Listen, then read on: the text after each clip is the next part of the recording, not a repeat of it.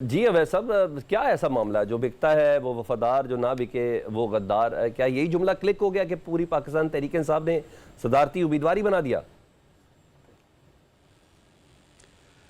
बिस्मिल्लाहिर्रहमानिर्रहीम। देखिए, बात यह है कि महमूद अचज़ई के मुतालिक शुरू से एक है कि अपने अपने जहन के आदमी हैं, बड़े साफ, जो भी उनका परसेप्शन है सोच का, और उनकी सोच का परसेप्शन ज़्यादातर जो है वो एंटी इस्टेब्लिशमेंट है, शुरू से रहा है। और वो बड़े हमेशा के वो कॉन्स्टिट्यूशन और रूल ऑफ लॉ के ऊपर चलते रहे हैं। जब इमरान खान की मुखालफत में भी थे उस वक्त भी आइन उनका मेन जो था डॉक्यूमेंट था जिसको वो बुनियाद बनाते थे।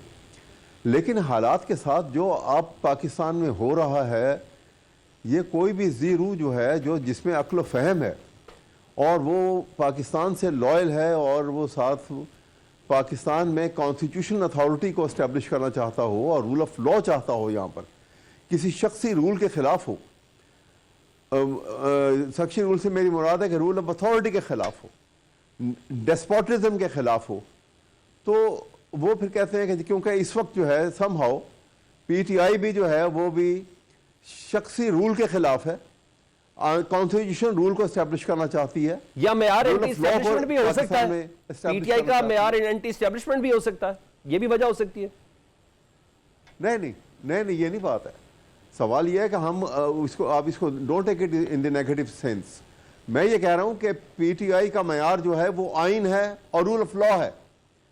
अब आइन से जो टकराएगा तो पीटीआई आइन के साथ खड़ी है। हम तो शुरू से कह रहे थे, ये बार बार हमारा ये था कि लॉयर्स की हैसियत से भी बार एसोसिएशन भी ये कह रही थी कि देखिए हमारा रेड लाइन जो है वो पाकिस्तान का आइन है और पाकिस्तान की अदलिया है, और लिहाजा इसमें इंटरफेयर मत करो। अब सूरत हाल ये है कि आप देखें कि क्या पाकिस्तान के साथ को खेला जा रहा है कि फंडामेंटल राइट्स की कोई हैसियत नहीं है, आइन की कोई हैसियत नहीं है, और अदारे जो हैं वो सबसर्विएंट टू द कॉन्स्टिट्यूशन नहीं है।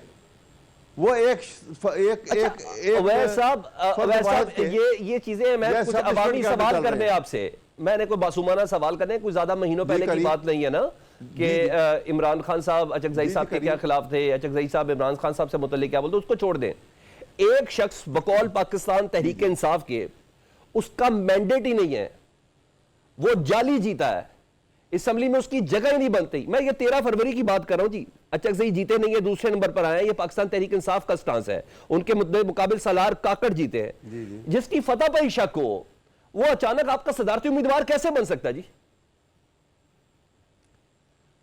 सवाल ये है कि उनका कॉन्स्टिट्यूशन के ऊपर अपने आप को एक पक्के यकीन के साथ और रूल ऑफ लॉ के कॉन्सेप्ट के ऊपर हमेशा अनफ्लिकर्ड स्टैंड उनका रहा है। यही बुनियाद है कि हम भी यही कह रहे हैं। देखिए, कहते हैं कि the birds of similar feather flock together. अब एक बुनियाद के ऊपर जब आप कहते हैं कि इकट्ठे हो गए हैं एक बुनियाद के ऊपर, तो उस बुनियाद की बेस के ऊपर, क्योंकि वो भी कन्विंस हैं कि पाकिस्तान में कॉन्स्टिट्यूशनल अथॉरिटी जो है वो इस्टेब्लिश होनी चाहिए, तो हम भी कहते हैं कि ये सारी हमारी लड़ाई भी यही है कि इस्टेब्लिशमेंट का कोई काम नहीं है यहाँ पे इंटरफेयर करने का। वो तो अपने ओथ से भी आगे तजावज़ कर रहे हैं जो मुनासिब नहीं है। ठीक है, हमें चाहिए कि तमाम कॉन्स्टिट्यूशन के अंदर जो ओथ लिया हुआ है, जिस अदारे ने, जिस चीज़ शख्सियत ने, जिस चीज़ हैसियत के अंदर, वो वहाँ पर मौजूद रहें और वहाँ ही खड़े रहें। उससे जब ट्रांसग्रेस करेंगे, अच्छा ठीक है, यानी तो पाकिस्तान तहरीक इंसाफ ट्रिब्यूनल में या बलोचिस्तान हाई कोर्ट में इनकी जीत को भी चैलेंज करेगी और साथ सदारती उम्मीदवार के लिए उनको वोट भी दिलवाएगी। ये दोनों चीज साथ साथ चलेगी। जो अभी उसकी डिटेल तो मैं अभी देखूंगा जब मुझे मालूम नहीं है, लेकिन ये कैंडिडेट उन्होंने बना लिया, इसी बेस के ऊपर बनाया है कि वो भी पाकिस्तान के आइन के साथ और पाकिस्तान के अंदर रूल ऑफ लॉ के लिए उनका अनफ्लिकर्ड स्टैंड है, और ये हमारा स्टांस है।